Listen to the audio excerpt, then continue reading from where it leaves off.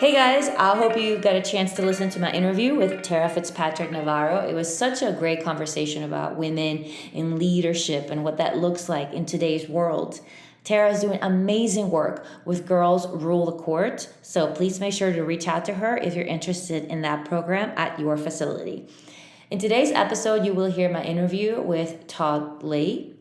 So I very briefly met Todd at the DCA retreat, and I actually got his book there directly from him, directly from the source, after I saw him in one of the panels on the stage as he was getting interviewed. To be completely honest, I was not really familiar with his story or his book, so my first impression of him was kind of like, whoa, this guy has a chip on his shoulder. He was very blunt and sharp and like intimidating. And when asked why should people read his book, he said he didn't think anybody should read or buy it. So I was like, interesting. Well, I guess reverse psychology works on me because I ran up to get his book to see what the heck it was about. Well, I read it that same week and instantly wanted to know more and get the chance to talk with him. And I'm so thankful I got the opportunity to do it.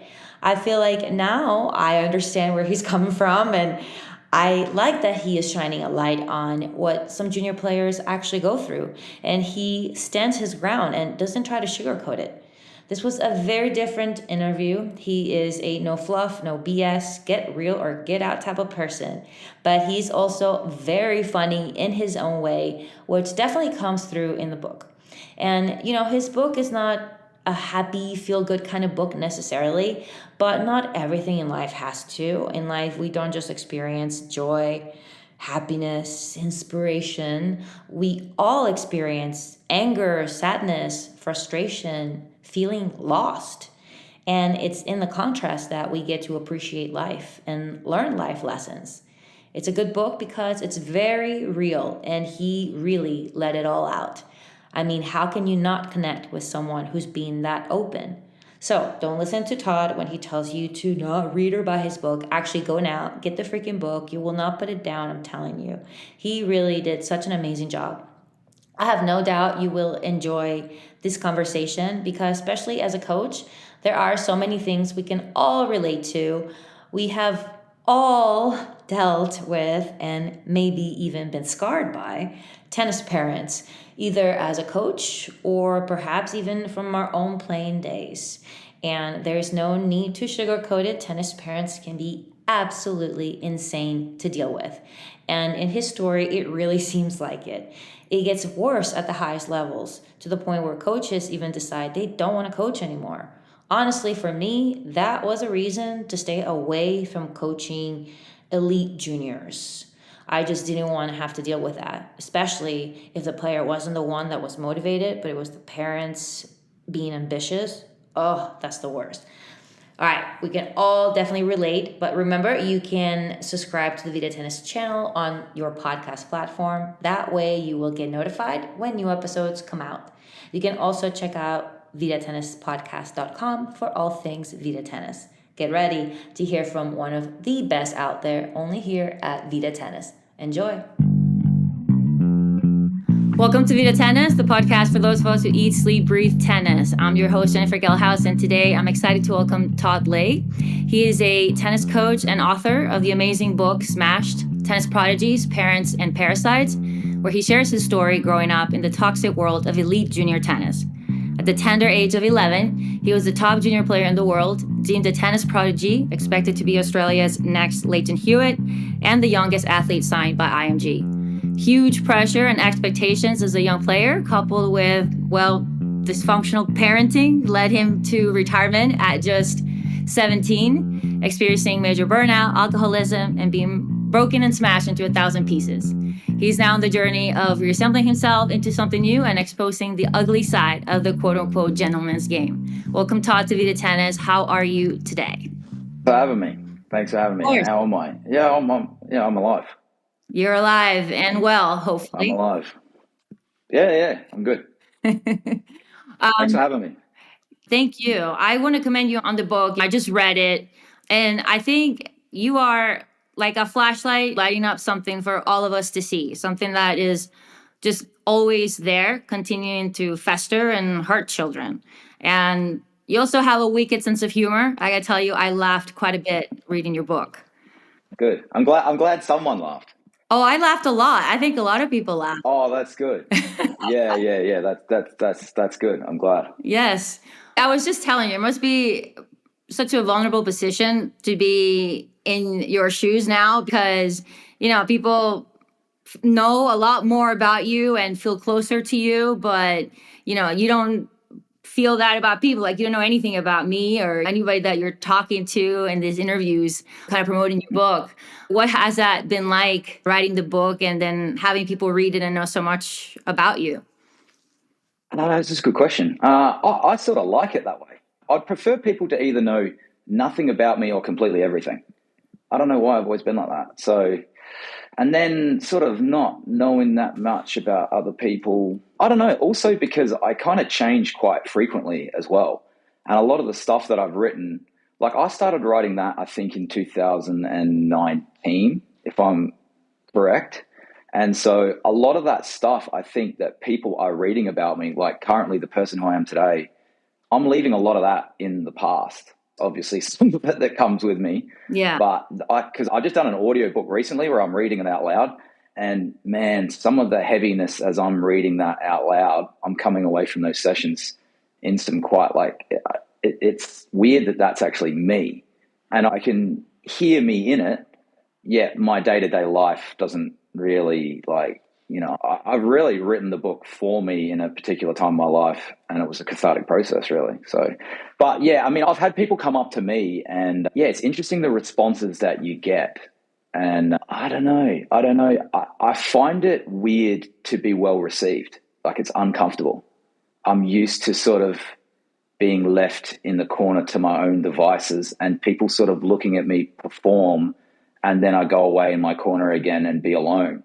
So I'm not familiar with like human interaction. And then on top of that, being well received, it is odd. Expecting that, but nice. Expecting to be well received. I don't know. I've never been sort of well received. Like, not like. Come on. I can get like a niche. I can get like a niche sort of audience, but I don't know. I really had zero expectations, and I'm very lucky for that, because if I did, it really would have been disastrous. But the whole thing in its entirety has been really well received. And yeah, I don't know. I've never really been really well received. So it is kind of strange. Yeah. Yeah. How long after you got your act together, I guess, or, cleaned up and did everything, went through all that. How long after that did you actually sit down and write the book? Oh, immediately. As soon as I stopped drinking, I immediately started writing. Yeah. So it was in the process while I was sort of getting sober in recovery, and I just needed a place where I could go to whenever I needed to be able to write and get stuff out, because a lot was coming to me. And it was perfect timing because the world was sort of shutting down. And yeah, I've always had a lot to say, but not that many people to say it to. And again, because the stuff that I'm saying, like it,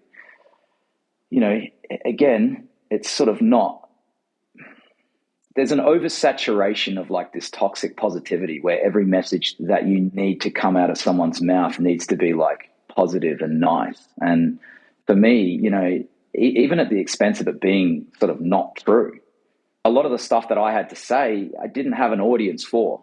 So the book was a perfect sort of sparring partner because it didn't care, Yeah. So it was perfect for me. And you can tell that time has gone by and you're more detached from it. Because I kind of felt that reading the book, that kind of felt your anger and your frustration with all the things that happened, So you feel lighter now. Well, you should have seen the original version. Oh, I mean, like it was, but like, again, like I wouldn't say diluted it, but I've dialed it down a bit because I gave it to people to edit.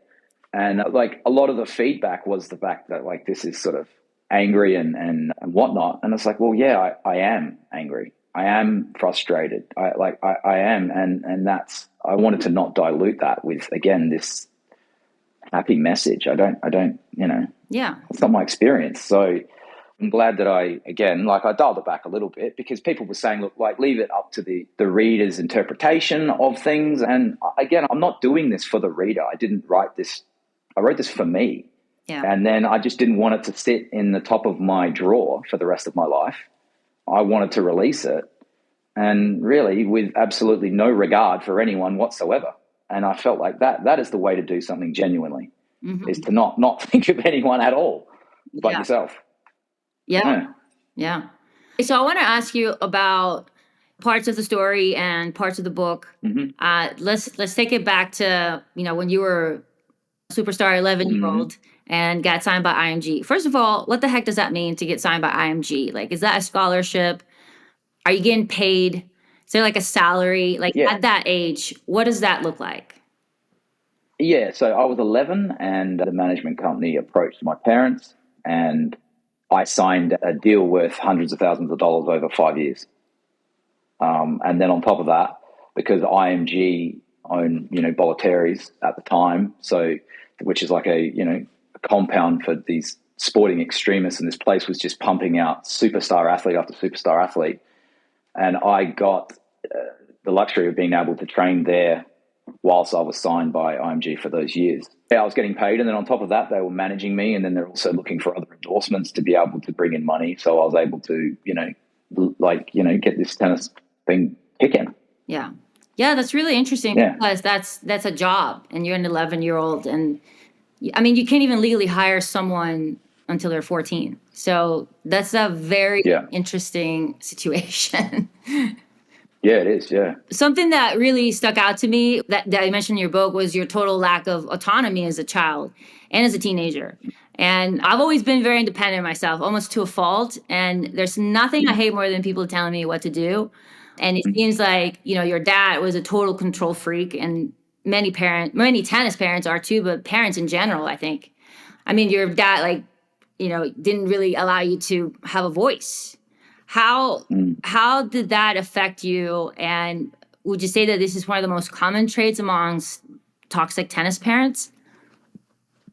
Yeah, massively. It massively impacted me to the point where, like you just said, I was voiceless. I was a voiceless child. I didn't grow into my own skin. I tried on many different identities and never really found my own.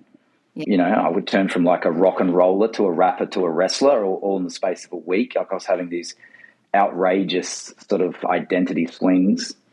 I felt like I didn't have much inherent worth apart from the skill that I was able to naturally do. I didn't really,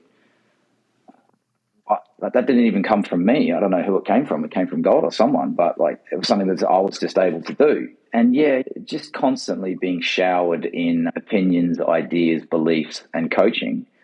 After a while, it really starts to turn you, basically what everyone's saying, you just do the opposite. Yeah. So very quickly on, like sort of just wasn't open to outside information. And overcoaching. Yeah, overcoaching is a thing that I see from coaches. It's a thing I see from experts, specialists. If you go to 20 people right now and ask them for their opinion on something, they'll give you their opinion. That's what people do. They just spew out their opinions and what they think you should be doing. Yeah. And of course, that's what they do. Right. And that and they classify that as help.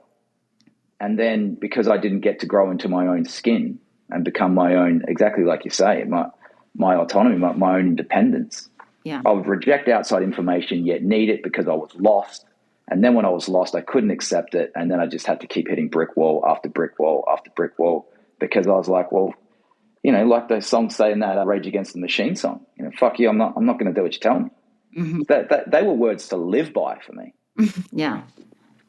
Depends on everyone's personality. I think some people can take that more than others. Like, I'm the same way in that sense. Like, even when I was little, like, I'm trying to think how little. I'm thinking like 7. Actually, younger than that, maybe 5. I used to get really mad at my mom because she wanted me to wear certain clothes and like wear like this like really girly dresses that I hated.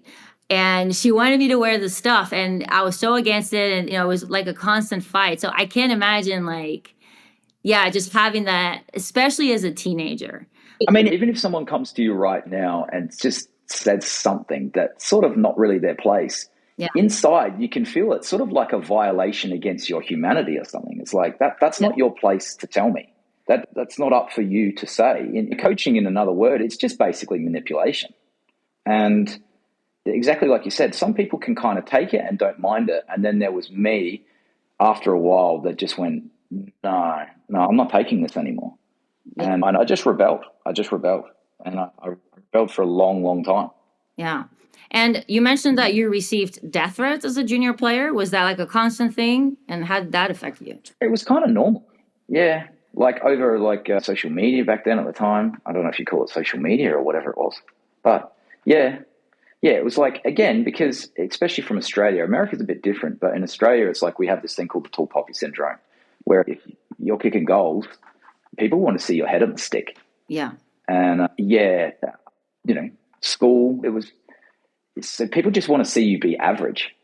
And, who do you think you are trying to be better than everyone else? Like, we have this thing where it's cool to not try in Australia. It's a really, really backward, toxic way of doing things here. And it's in the culture. It's a shocking thing. I know it's in the UK, and in Australia we have it. In America, it's not as much there.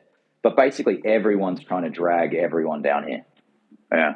I mean, that's crazy, though, to get a death threat. I mean, I can say that that's something I've experienced. And you hear sometimes players talk about that. They'll even share death threats that they get on social media. They'll share it on their story or whatever. And I mean, to me, that's insane. I can even imagine like what that's like to receive a death threat. I just didn't take it serious. I mean, you can take it serious, but I don't know. It's got to affect you. Like, I don't know. I don't think it did. For me, it was just like part and parcel because it was an everyday occurrence. Like if that was the 56th worst thing that happened in the day, I had a good day. Jeez. So what does mental toughness mean to you? Because they were trying to make you mentally tough, but they were also sheltering you from menial tasks and kind of babying you in other areas. So what does mental toughness even mean to you? I don't even know what that word means. Mental toughness. Yeah. I don't know. People love throwing these words around. I don't know. Like mentally tough. Like, I don't know. Like to some degree, you either have something or you don't. And you either want to do something or you don't. And you'll do anything that you can do to get something or you won't. I don't know how you become mentally tough. I don't know how a mentally tough person becomes unmentally. I got no idea. People just love talking about concepts and ideas which sound nice in theory, but they hold no real weight in reality. I don't know what that is. I don't know how to teach anyone to become mentally tough. Yeah. Like, do you want to do this thing or not? It's as simple as that. Like, if you want to do it, you will do whatever you need to do it. It won't be like, I need to become mentally tough to do this thing. It's like, well, I'm just going to go and do it. And whatever comes with it. And that's the way that for me, it wasn't like, I don't think anyone was like trying to make me mentally tough. It's like, this is the direction where we're going. And, with this direction of where we're going, that there's going to come a lot of stuff. Yeah. And that's just part and parcel of what comes with where we're going. So I never looked at it as like, that's for the mental toughness gurus. I got no idea about that stuff. They love talking about the breathing and sleeping and ice bathing and discipline and dedication. And those words are just total fucking nonsense to me. Well, it's bullshit. I think something I've learned in coaching that I learned, basically right away as soon as I got into coaching, and it was kind of a tough thing to learn, was that you can't help someone that doesn't want help. At the end of that's exactly right. They gotta want to get better. They want the help, and same with That's it. And same with someone that's dealing with alcoholism or any kind of addiction too. They gotta want it themselves. Yeah. Once you start going into those worlds where I've lived for a long period of time, you start to see that like fundamentally the buck starts and stops with the person, and if they want to do it or not. Yeah. If they don't want any help, well, and then once the person's actually open to things, they actually don't need much help because the self-drive is actually there. So I don't believe and subscribe to the ideas of motivation because motivation is very short-lived. Like things basically come from someone's self-drive and for whatever reason that they've got to go after, to run away from something or go towards something. Any sort of like thing where we can rah someone in to be able to do something, you may be able to do it for 2 weeks, but ultimately it'll be very short-lived. If the person genuinely wants, and I mean capital W wants, that person has a chance. If they have certain sorts of talents as well. Because the idea also that it's just all hard work is nonsense as well. You can educate and show the possibilities and show that side. But at the end of the day, that person's going to do the work. I mean, there's no way around that. Yeah. Yeah. And so you also mentioned something that I thought was interesting. You mentioned in your coaching experience, you see players who hide from competition. I wonder if this is maybe a result of parents trying to copy Richard Williams, because, like Serena Williams and Venus, like they didn't start playing. How's this? I even think he was doing that. Yeah. I even think he was hiding from competition, because I think, this is my opinion as well. Yeah. Because I watched that movie, which was insane. Like everyone's applauding that, and it's just total insane. Like, and I mean, I guess coming from the world where they were coming from as well, like I can sort of see it, but I don't know. Anyway, that's a different story. But I think he pulled his kids. He's concocted this massive plan. It's kind of, it's coming along. And then I think that basically if he had his children play junior tournaments and they were to not do well, I think that would have shattered his whole plan. And I don't think he would have been able to handle that, because that's not a smart idea to get your kids to not play junior tournaments. I don't care what anyone says. Like, right. Yeah. It's just the most ludicrous thing. Like, it's insane. And again, because a lot of hype was created around these girls, and if they don't play well, that's able to grow and manifest. But if they were to go out and play a junior tournament and potentially lose, like they may have done, well, the $1 million deals and his whole plan, and I think he even had the same thing. Yeah. Well, I think UTR has actually made it worse, because people are so darn worried about protecting UTR that they'll even pull out of a match. Oh yeah, it's smart. It's now smart to pull out of a match. Yeah.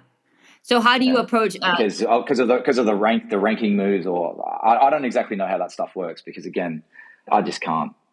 I think that's more in the college tennis world. So like kids that are trying to get into college, they're so worried about how to do UTR so they can get offered a better scholarship, a better university, that they protect their UTR. And it's an algorithm, right? So it's based on wins and losses and how much you compete, how many games you got against a certain player of a certain rating, blah, blah, blah, right? So I've seen it where players won't play or retire because they'd rather get the loss than the retire than the actual loss, they've incentivized it to some degree. Yeah. So how do you approach coaching today, now that you have had all this reflection and your own experiences with crazy parents? Like, how involved are you now in the coaching world? I coach we have an academy here where I live in Adelaide, where we have a lot of good juniors. And there always is a lot of good juniors. There's no shortage of those kids around. What there sort of seems to lack is, once they get through those certain stages of 13, 14, 15, 16 are the tough years, and 17, I mean, those are tough years. So, yeah, I mean, I coach. I don't like that word, coach, because I don't like the word coach, because, again, it implies that I've got something to tell you. I don't, Todd, I think a lot of the stuff. You have a lot to say. I have a lot to say, but ultimately, like we were just saying before, it's so much about where is the person in to be able to hear any of this. Is the person there? Do they want to do this? All that stuff. And a lot of the time it's like, yeah, I don't mind doing it, but I don't really want to be here, and mum doesn't mind me. It's like there's a lot of different stuff, a lot of different moving parts that you got to sort of factor in. So, yeah, I very much don't coach in the traditional sense. I find that stuff to be completely ineffective. So are you coaching like one-on-one, or do you do groups? What is it? I coach only one-on-one. Okay. I coach only one-on-one, and I coach pretty well some of the Australia's best juniors. Yeah. And do you try to, I don't know, like connect with them now based on your experience and the things that we talked about? Like connect to them on a more human level? Like, how do you do that? Yeah, absolutely. Yeah, I do. I basically completely disregard the tennis altogether. And I make it very clear to them that there's no good or bad, right or wrong in this world that you're in here. So when I ask you a question, I don't want your pre-automated response that you generically give to the rest of society, because I actually don't care what you have to say. So when you say, I want to be the best, and I go, oh, that's great. It's like, I don't care. I don't care if you want to do this or not. It doesn't interest me. I'm more interested in trying to get to the truth with these kids. And again, be more on a human level. And the tennis is just, if it kind of happens by side effect of that. This is going to sound insane, but by not trying to get them better, if they can see that, again, like we're saying before, where they have kind of the freedom to be able to just not be overcoached and sort of come to it in their own way, without me being this taskmaster, overcoaching, overbearing type person. I think kids really like independence and autonomy. Like, I watch my son all the time, and the more freedom that you give him, the more that he sort of like relishes in this freedom. I see there's something really in that. And to not just have to completely instruct and coach, I don't think that really works either. How did you come to so much self-awareness and reflection? I mean, not many people are aware of their own faults and character flaws. Was that something that... I have to, or it was death. It's as simple as that. Because these secrets keep you sick. The level of my unwellness that I'm not facing will keep me drinking. And when I drink, all bets are off. I'm fucking toast. I'm done. Was that through AA? Was that therapy? Like, how did you get to that? What's that? To just get so self-aware. Like, not everybody can act. I plummeted into a room of recovering drunks. And this is like a total different world. The recovery world, the AA world, the 12-step world, where, again, like I'm saying, honesty is the only way for these people. So when you come into an underground society where, again, superficiality and niceness and politeness and all that stuff doesn't exist, these people are very raw, open, real, vulnerable people. I don't even really like that word vulnerable either, but they're not doing it because they're good. They're doing it because they have to. Otherwise, these things that are basically, they're affecting their lives to the point where they're on death's doorsteps. A lot of these people, they've hit rock bottom. And when you hit rock bottom, it's amazing what comes out of your mouth, because it's like every last bit of bullshit has just been completely kicked out of you. And now it's like getting honest feels like it's freeing and liberating, and it's cathartic, and it's necessary for survival. Otherwise, it's back drinking and it's back to hell. So a lot of the people that, I mean, because of that. What is rock bottom? Like, is it a moment of... It's just like I'm saying. It's just like all the charades, all the nonsense, all your ideas, your opinions, your beliefs, what you think about yourself, all your plan, everything just has not worked. Nothing is working. Everything has failed. I've got nothing left. And when you've got nothing left and you're ready to wave the white flag, you start seeing things and start being able to communicate things about just the way that they are, with nothing. It's just, you just get to a place of truth. And from there, you can start rebuilding. Because otherwise, I mean, just for such a long period of time, I just couldn't face certain things. I just couldn't face it. And whatever you don't face will remain. It'll stay there. It'll stay there for another five lifetimes. Mm-hmm. And then from seeing it and sort of facing it and talking about it and talking about it and talking about it and facing it and doing it and doing it and doing it, a lot of these things just start to, by their own accord, they just vanish. They are no longer there. At some point, you decided for yourself that you wanted to change. You wanted to change your life. Absolutely, yeah. Yeah, and not that I want to change, like I don't want to be that anymore. Yeah. I don't, what that is, I'm not okay with that anymore. That is not all right by me. I'll do whatever it takes to not be that, to not do that anymore. And I don't know where or how that came from, but it came from great grace of somewhere. Yeah. You also say in the book that it was divine intervention that made you get help for your alcoholism. Tell me more about that. Is that just something that finally clicks, or was it something spiritual? Like, what did you mean by that? Well, all right. I don't really like getting into this stuff, but all right. I was watching Craig Ferguson, and I used to watch motivational videos while I was drinking myself to death, basically, thinking that I was gonna like this rah-rah stuff. And I don't know how, but I was drinking this one Sunday morning, and I promised myself that I wouldn't, and I was. And I had some stuff on the next day that I needed to be, and I tried my absolute best to not to be the way that I was, and I wake up in quite a state, still drinking, which I regularly did. And for whatever reason, I was sort of drinking myself sober in a way where I just wasn't able to sort of get drunk. And I watched this Craig Ferguson video, which is online, where he's speaking about Britney Spears. And he's like a late night figure doing a running bit about Britney Spears, and she was having these she shaved her head and whatnot. And the audience thought he was having a crack at Britney Spears, and he wasn't. And this fella himself was a recovering alcoholic, and he was speaking about this thing about Britney Spears. And I just found it completely amazing, the fact that this guy was a late night TV show host and speaking about it was at this perfect timing, and it was a whole bunch of stuff that was happening in my life.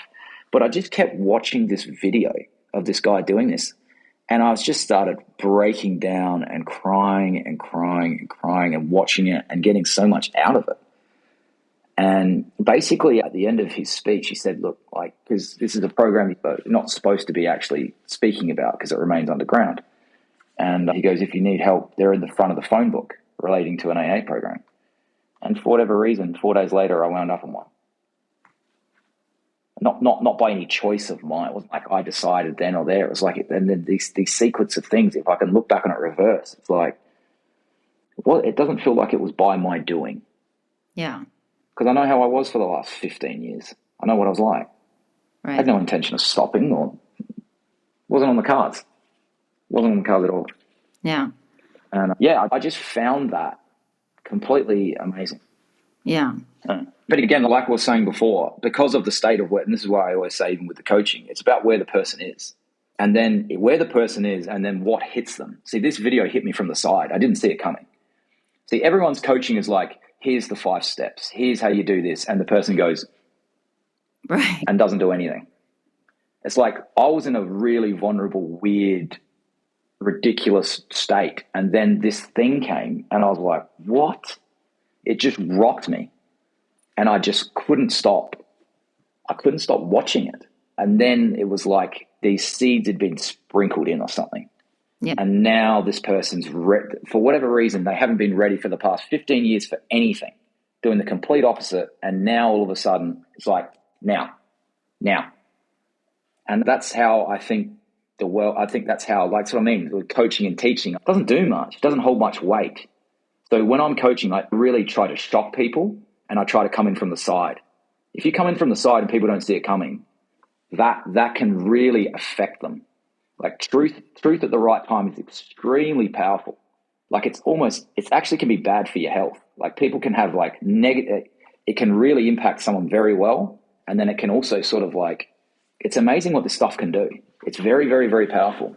So I'm also very selective about when I do it and how I'm doing it. But I tend to not come so you know what I'm about to say. I'm coming from a completely different angle that you will never see coming. Mm-hmm. Yeah. I find it interesting that you said that you don't like self-help stuff. You know, you kind of have some adversity to that, but now you're saying that you used to watch that stuff. Oh yeah, I used to watch it. I used to eat it up. And this was the thing, is because it gave me a flicker of positivity, but it kept me sort of on the hook of wanting more and thinking like, oh, I was killing myself while I was watching these motivational videos, these positive. I used to shadow box thinking that I was Rocky at the back and do this. And it's like, man, until I got again to that undeniable realization of like, this is no good, man. Yeah. This is no good. It was like I needed to hit a certain point, a certain spot where no more motivation, no more just no more ideas, no more prescriptions about how I'm going to get fit and now I'm going to get a car or get a different haircut and I'm okay. It's amazing how you can convince yourself that you're okay. I'm in shape. I'm okay. I'm too young. I have a job. I was number one in the world. I cling to these materialistic things. Like I have stuff. I'm okay. I have stuff. I've got a house here. I've got a fridge. I'm okay. Like there's people worse off than me, and it just keeps you in la la land, really. Yeah. It's like you got to get real. You got to get real. You don't have to get good, but get real. Get real. Yeah. And people just don't, again, because no one wants to go there. Right. No one wants to go there. Yeah. And then you gotta look. Look at the tennis books in comparison to the book. It's not. They're just that. What I've written almost seems like it's like death metal, and it's not. It's just very real. That's all it is. It's just an honest take on something that not only I've experienced, is so many people. I've witnessed so many people go through this, and at different scales. Some not so bad, some terrible. Some where I've lived don't come back. It's like the tennis tornado is coming. You can do your positive aphorisms as much as you want. It's up to you. But like this is reality. Reality and how things sound, they're worlds apart. Yeah. And anyone can talk about nice notions and ideas and concepts, but they just don't hold any weight in reality. I think it's interesting, when people say it's dark, because exactly what you said, I don't think it's dark. I think it's real. Yeah. I don't know if you read Agassi's book, but he shared some stuff of, that happened to him. I think he said when he was 11 or something, his dad gave him cocaine to go play a match or something like that. I don't know how old he was. Yeah. And which shocked me as a fan reading the book. His dad and my dad should hang out. Oh, geez. They'd have a ride of a time. Yeah. They should start an academy and it'd go gangbusters. They could hold their own conference. Yeah. Their DCA conference. Oh my gosh. Yeah. Are you a reader of tennis books? I have a hard time imagining that you are, but. No, I'm not a reader of anything. Not of anything. When someone's writing something, basically yeah.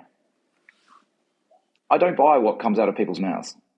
I just don't buy it. You don't buy what do you mean? You don't buy what people. I don't buy what comes out of people's mouths, especially when they're putting themselves in a public space.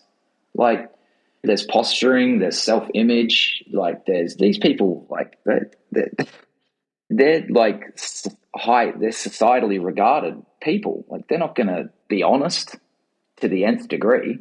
They're going to sugarcoat and blow smoke and this and that. That's why there's nothing in there for anyone. It's all, what's in there? What's in there that's going to do anything that's going to help someone? What's actually in there?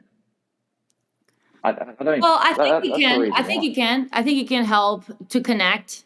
Like someone reading your story, it's not going to give them the step by step, but at least it's something you connect with, and that is helpful. I mean, again, I'm talking about the Agassi or whatever or that, and I just think from when I've read autobiographies from other people, and mine's a bit of an expose thing because I wanted to talk about the environment, the world of what I grew up in. I felt that's important, but I've got nothing from anything that anyone's ever written in an autobiography. Hasn't done anything for me.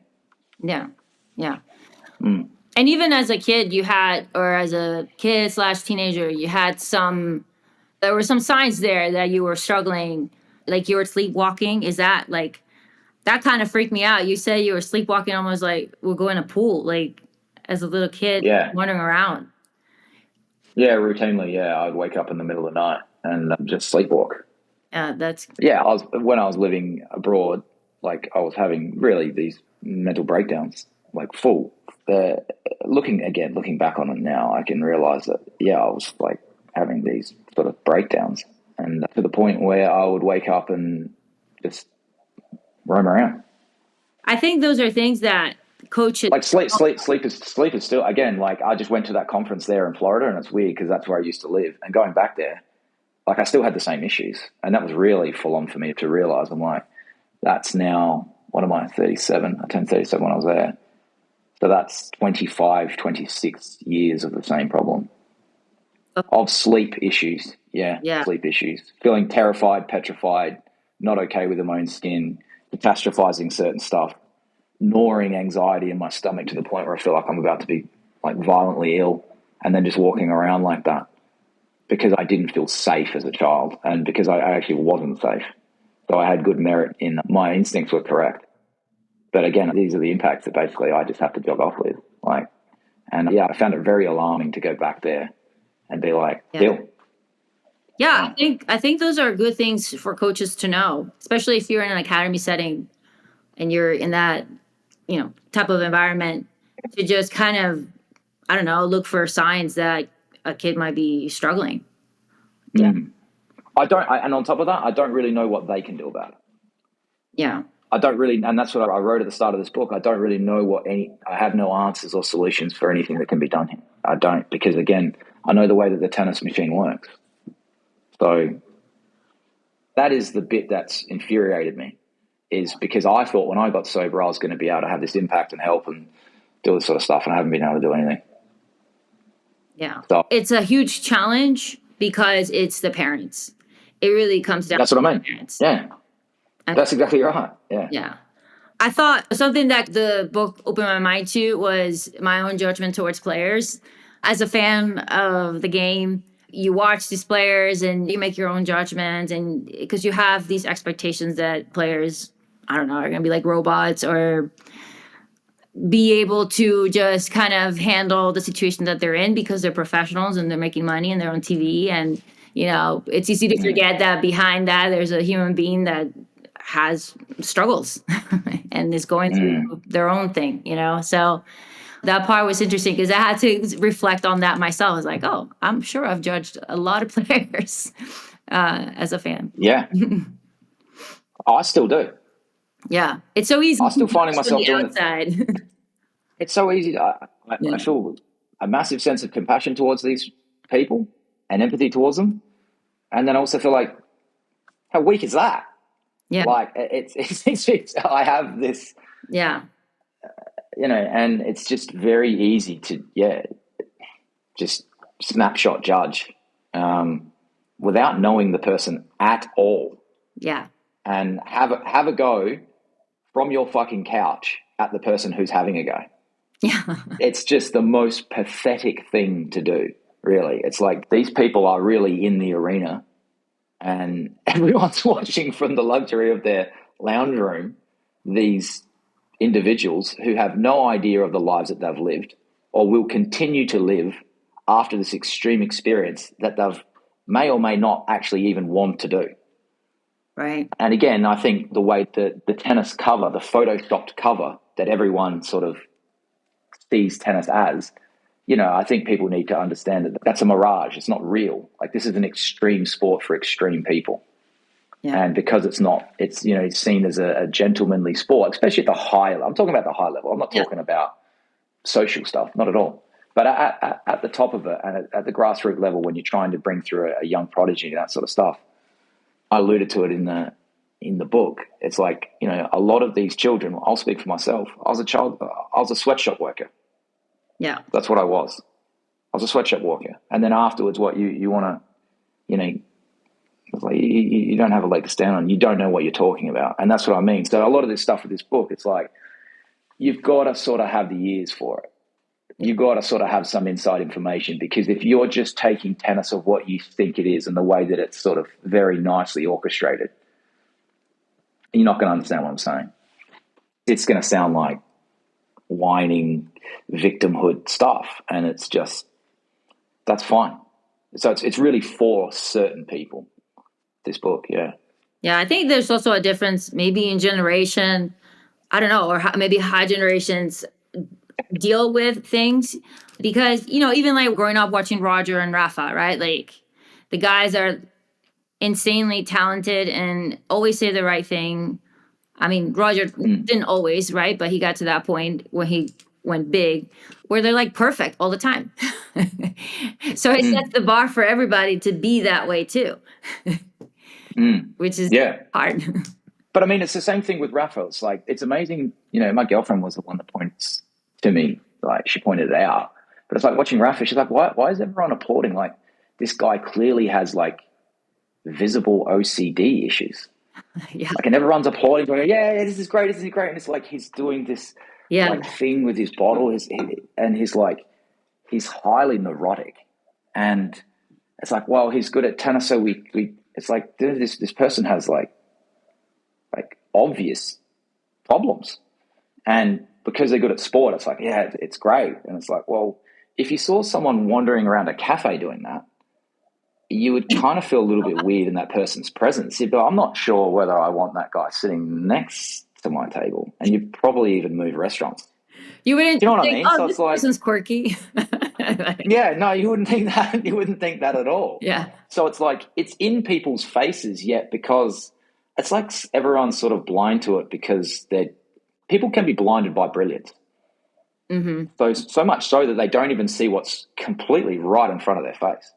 Now you could, again, the OCD, or people call, that's the mental health, and not the mental health, the mental toughness. People be like, that's a great routine, and it's like, I'm not so sure about that, man. Because the thing is, you don't go home with that guy, like you're not in his mind, in his body, and in his soul for 24 hours for the rest of his life. It's a Tiger Woods thing. There's like, these issues are on display, like they're there, but yeah. Yeah. So let me ask you something. Do you do any like yoga, meditation, things like that? No. Meditation? No? No, I don't know. Do you believe in any of that? I guess not, since you don't do I think there's certain things that work for certain people, and there's not one size fits all. What works for someone works for someone. And I try to avoid my mind at all costs, so it seems a bit silly to then sit in a room for 20 minutes and deal with it. My mind isn't, yeah, I don't know. I've got different sort of ways of doing stuff. Yeah. No, not those things, no. Okay. All right. And one of the weirdest things about, growing up is how we end up kind of parenting our parents, taking care of them. You've been going through that a little bit with your dad. You share in the book who's going through dementia. How's that affected you so far? And has that shifted your perspective in any way going through that?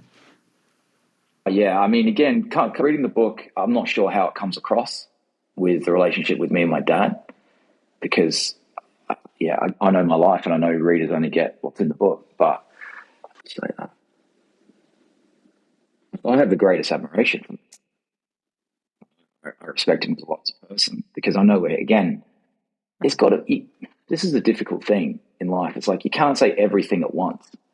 So, like, I haven't given the backstory of where he came from, of his life. Right. Like, he came from, like, the worst of the worst. Like, an abusive alcoholic father, was given away, lived with people, lived in parklands. People made him sleep outside in chicken wire. They wouldn't let him sleep inside. The only hope he held on to was thinking that one day he'd come back when he was older and kill these people. He just had a very rough life. And so, in a way, he did well. He did well. Doesn't mean to say that he didn't do some things that weren't, shocking and completely obscene. But there needs to be context brought to everyone. And like I've written in the book, I think it's just a conflicting thing.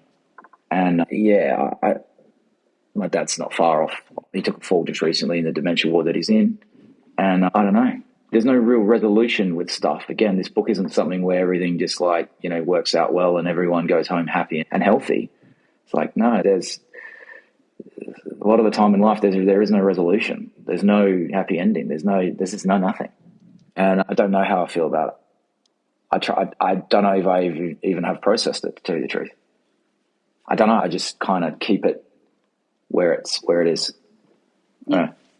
There's lots of family issues. There's family issues because of it, And it's a real mess. It's a real mess. Yeah. Yeah, that's got to be tough. And I like how you said, how do you help someone who's mistreated you? I thought that was very deep Yeah. and a point for reflection. Yeah. Yeah. Well, again, I think it's up to the person, but yeah, because, I'm writing this TV show, and I think I was writing a bit about it where it's like, these people talk about someone who means well, well, he does this, but they sort of mean well. It's like, is meaning well just enough to justify certain actions? Like, are you going to be okay with someone just because they mean well, even though how they're helping you is clearly destructive and borderline abusive? Right. There's a lot of people that mean well that do harm. Mm-hmm. And I think it's up to people to be able to decide how they sort of having people like, I just think that people really anyway, that's a different one, but yeah. All right. And the last couple questions here. What does success mean to you now? It means doing what I want, getting the freedom to be able to do what I want and not really be told anything by anyone else.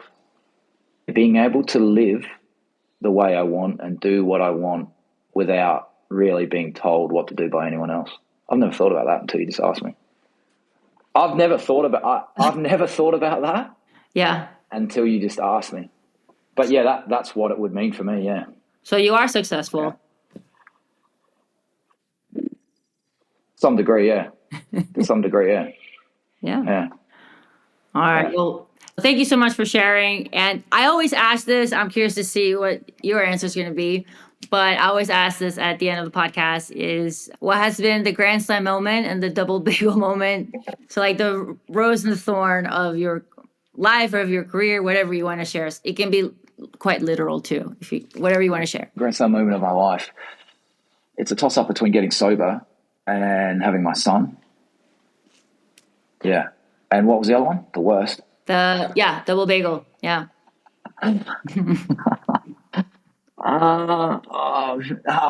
That's a ridiculous question. I don't know. It could just be a literal double bagel. Yeah, there's too many. Like the list goes on and on. Yeah, I've had a few shockers. Yeah. I think you share plenty of those in the book. Yeah, they're in there. Yeah, absolutely. Yeah. Well, thank you so much, Todd. Really appreciate you just, no worries. Open and honest, really. I love it. No worries. If you don't have an answer, you say, I don't know. And you don't realize that that's okay. You don't have to have all the answers. And if you don't know, you don't know. I appreciate that. No worries. Thank you. All right. Thanks very much. Thank you for listening to Vida Tennis. Wasn't Todd refreshing to listen to? I love when people are really themselves, and what you see is what you get. And like I said, I think there is a lot of strength in saying, I don't know. Especially as coaches, we are always expected to have the answers, and sometimes we just don't know. It's all right. Don't be a know-it-all. Now, I want to see his book in everyone's hands. If you're a coach, you will relate to so much in it. So go read Todd's book. Thanks for listening. And as always, visit vidatennispodcast.com for all things Vida Tennis and for ways to reach me if you would like to do so. See you next time.